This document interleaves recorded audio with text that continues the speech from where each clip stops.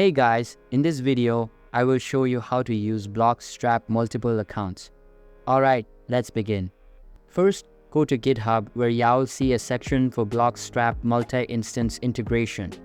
You will find a few files listed there, including install the bat file, license, multi-instance ps1 file, readme md, and uninstall do file.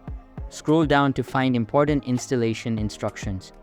This integration allows you to use multiple instances of Roblox after the recent update removed that functionality. To get started, follow these steps.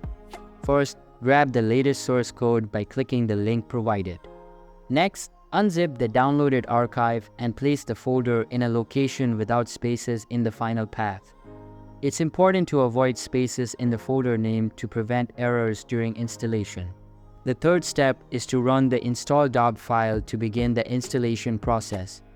Once you've downloaded everything, click on the install the bat file to start.